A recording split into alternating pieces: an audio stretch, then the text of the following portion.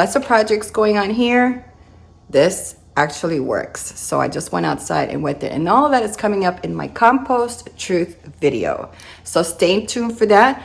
I'm going to show you all the stuff that I'm working on today.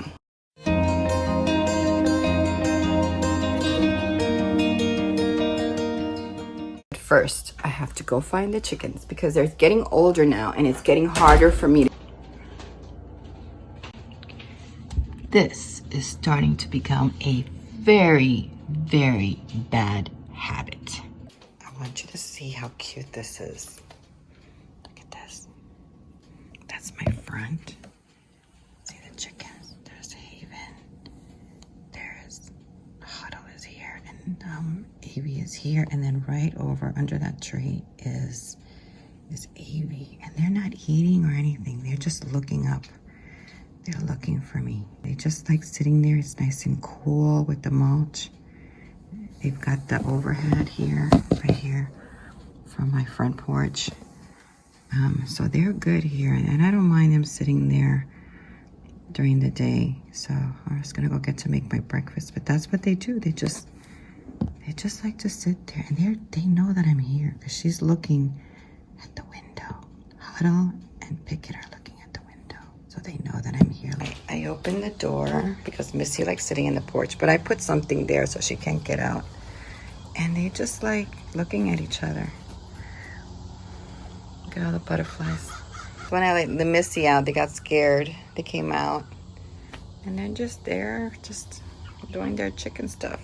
And Missy just loves to watch them. Oh my goodness. Look at them, they're playing. See how they butt each other? They're so cute. Oh.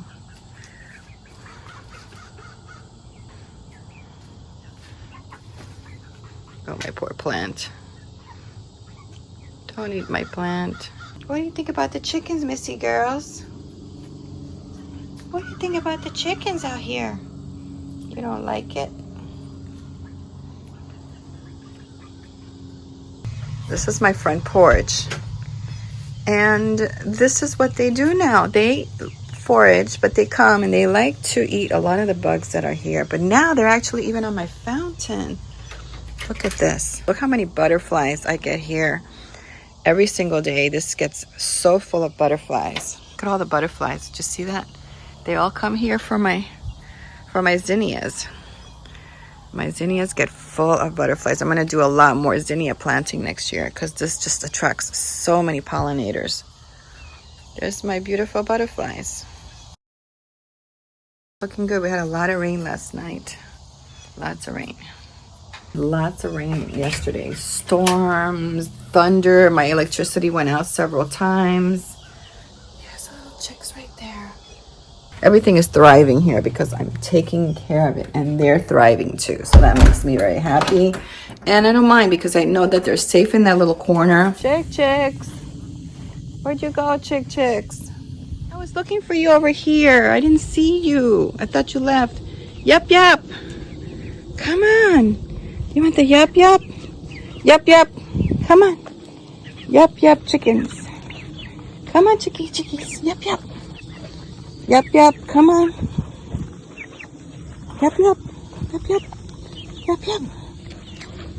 Yup. Huddle. Let's go. We gotta go eat. Come on. Yup. Yup.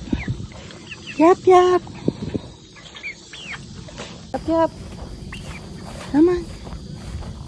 Yup. There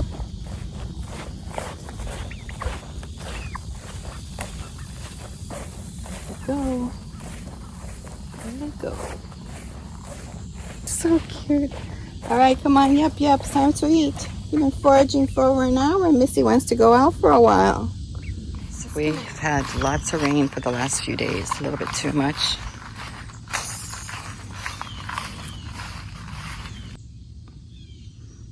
So cover crop is coming in. I got to get rid of it this 2 weeks. This was my first year planting a cover crop of peas during the heat of the summer when all plants are struggling to grow. This is a way to keep the weeds out and putting in nitrogen-rich plants that I can till back into the soil. Okay, I want to show you the method that I'm using to plant my cover crops on this side of the garden, because this side of the garden hasn't been planted yet. I'm growing cover crops here before the fall. So as you can see, I planted cover crops over there of black-eyed peas from Walmart, and they're growing really well, and I want them to be dense. I want this to be dense because I really want it to cover, so it keeps the weeds out. And it's also going to be tilled back into the soil right before planting, because that stuff is going to decompose and put a lot of nutrients and a lot of nitrogen into the vegetables when I plant them. So I have all of that in black-eyed peas, and all of this black-eyed peas, and then right there in the middle I also have black-eyed peas. So I wasn't able to do that here because my tomato plants are here, but I just composted with all of these bags are composted because my soil is just too sandy and they're not thriving, my tomatoes, because of that. This method, I saw it on Pinterest and I had it and saved as one of my pins. You take one of these old muffin tins. This is just an old rusted one that I have another one in the house that's in better condition, and you just press it. You just press it as hard as you can into the soil, and you shake it a little bit because you want to make the markings of this. Now I have all my black-eyed peas already here. You could separate your seeds, which is a great thing too. You could put, you know, a label here and have all your tomatoes here, your peppers here on different seeds, so you have them at hand and you can just grab for them. First thing, you're going to level off the ground. Make sure that the soil is nice and leveled, because it's just not going to indent well into the soil if you're not level. So just smooth out the soil. There's no bumps and stuff there. Then you're going to grab your tray and you're going to press. I'm doing this with one hand, so it might not come out as much, but let me see if I can get this done here. So try to get this done here. So here you go. So you lift this up now and you see all of the holes where you can plant. Now with these beans, because I would plant in the middle, but because this is a cover crop, and I already did, I did this whole section over here. So because this is a cover crop, I want this to cover a lot. I want this to be like really strong. So I'm just gonna put 3, and you could just like throw them in there and then press them in. That's another way to do it a little bit faster. Sometimes you'll have some broken ones like that one. That one's not going to grow because obviously it's broken. I want this to really cover, keep the weeds out, and then just press it in just like you would do in a pot with seeds, and try to space them out. This one's not going to grow, so I'm just going to throw that over there. And then this one, I'm just going to press it in. Now you see that it's still sticking out a little bit. That's okay, because I'm going to come back and all of this raised soil is going to cover that up. I'm going to take my tray, I'm going to butt it up against this one. Now I have a tomato plant here, so I can't go too far, but I want to make sure I get that done first. And then try to line it up here for the end and try to get a little bit there. I mean, it doesn't have to be exact, but I can pretty much ballpark. There's 1, 2, 3, 4, and I'll just put some here. So these are already planted. I'll just take the soil that's lifted up on the sides that wasn't indented into the ground, and I'll just, you know, sometimes I might have to push it a little bit further down, about 1 inch, maybe a little bit more. This one's sticking out. You want it to be a good amount. Okay, so that's right here. You don't want to see them on the top. You want to cover them because that's how they're going to germinate, is that they're covered. So I'll just take some of that soil and then I'll just spread it and make sure that they're all buried in there nice. That's how easy. Now you can use different beans. This is black-eyed peas because supposedly they have the most nitrogen of the beans. I'm not sure if that's true, but I'm gonna take their word for it.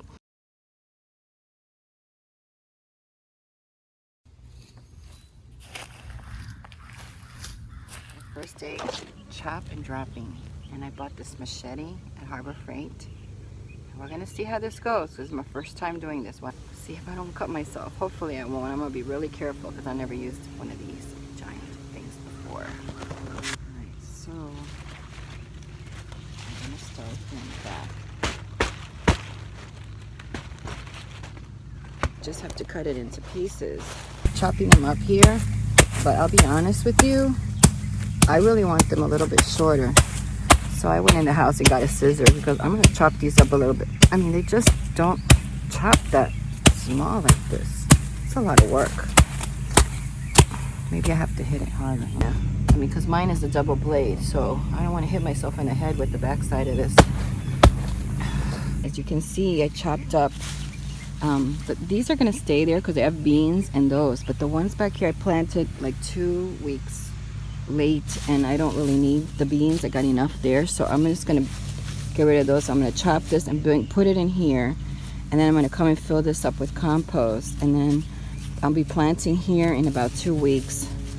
And I will also be putting more compost into the hole once I plant. So I'll be making sure that I add fertilizers and things before I plant. So I'm just going to keep chopping this up with this bad boy. And this is basically what I'm doing, just kind of chopping it and leaving it in here and then turning this into the soil. This will decompose in this heat and all the rain that we're getting. This will definitely decompose inside the soil in the next few weeks before I plant. And we'll add good nutrients into the soil. It's a lot of work. I went in the house and got a scissor. I don't mind, it's in the shade. I'm just gonna chop these up. They chop up really easy with the scissor. After I'm done burying all of this and with the compost into the bed, I'm gonna take another batch and I'm gonna lay it like this to keep the weeds from growing, and then that's gonna start breaking down with all the rain and bringing more nutrients into the soil. So I got a lot. I got rid of this much. I've got all of this.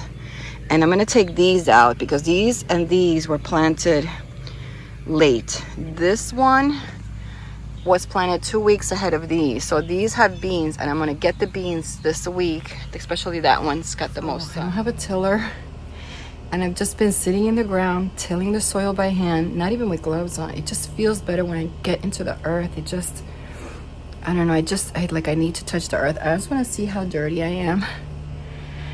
But it's good. I've put about 5 bags of compost inside of the bed, and I filled one tote with all the sand, and I was able to move it. I'm filming that because it's super hot, guys, and I just don't have time to put camera angles. I'm super hot. I'm not crying, it's just that I'm sweating. So I did go to the shed and get my moving dolly so that I can move the bags and all of the stuff because it's just too heavy for me, and I'm tired already. I mean, I started off this morning moving the compost bags by myself over, but then I just got super tired, and the heat is intense. Right now it's about 2 in the afternoon. So as you can see, this is why I'm hot.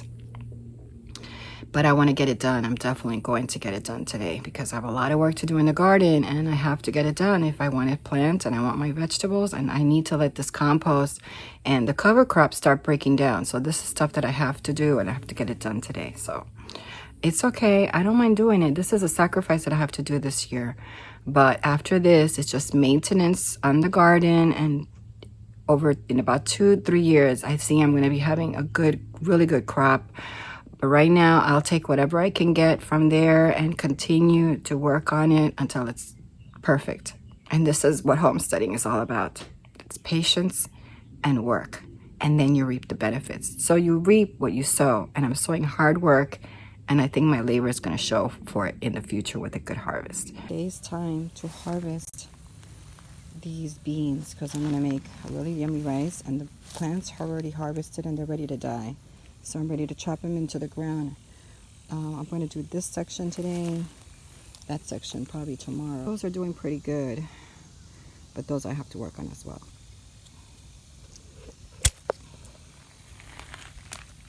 Hey, don't forget to give this video a thumbs up. Thanks for watching.